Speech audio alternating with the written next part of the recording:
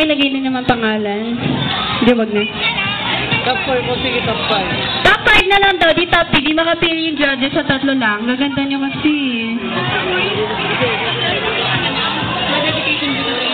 Ay, meron pa palang isa yung SSG, Dedication Booth. Alam niyo yun, yung magpaparequest kayo ng song.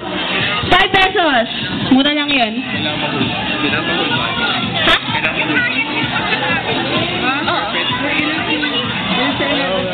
Kasi sa ganda ka ba?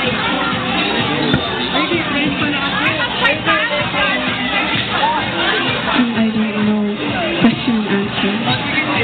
Okay, so pag yung may napili na yung top 5, question and answer agad-agad, and pipili na yung Mr. Miss Christmas Fair, and may mapapanalunan kayong top 3, tapos siguro yung... Oh my gosh, voting. Okay. So may top 5, tapos may question and answer, mag-eliminate ng 2, tapos top 3 na, tapos voting ng masa. Kayo yung bahala kung sino yung pipiliin niyo sa top 3. Uy, in random order yan, in random order. Okay, in random... Oh my gosh. Wala lang yan. Okay, meron na tayo. Alam niyo yung mga numbers niyo kasi numbers yung nakalagay dito.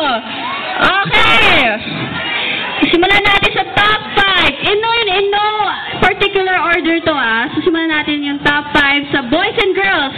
Sa boys, contestant number 5. Sino yan? Dagatan! Si Dagatan! Saan sila? Dito yung boys, dito yung girls. Dun siya po-post. Okay. Susunod naman sa girls. Contestant number 12.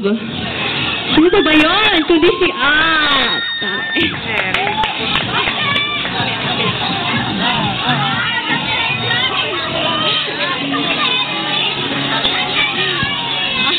Okay, susunod sa boys. Contestant number 9.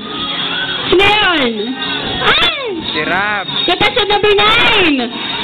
Si Nayo. Yan. Dito ka. Tabi kayo. First year ka. Medyo checkered kayo Okay. Sunod naman sa girls. Contestant number 13. Si Jamila yun, di ba?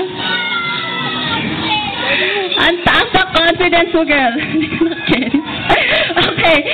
Sunod naman sa boys. Contestant number 6. Yan. Si Junelle.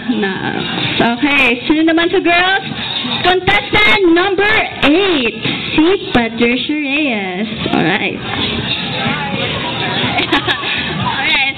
Okay, next naman sa boys. Contestant number 7. Sino yan? Yuban. Si Yuban! Go ahead! Okay. Iba talaga paglahing mustacho Okay. Susunod naman sa girls. Contestant number 5. Si Lauren. Yan.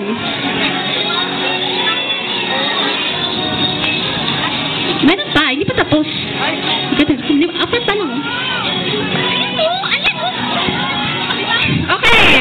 And last but not the least, sa boys, contestant number 8. Wow. Sino yun? Jex. Si Jex.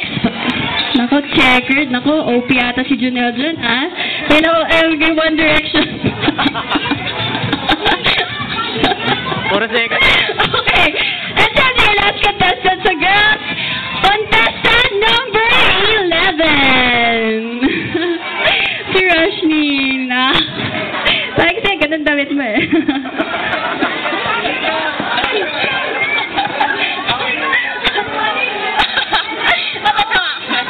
Okay.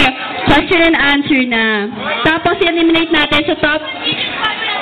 To be continued mamaya. Siyempre para ma-prepare naman kahit magpagwapo at ganda ulit. And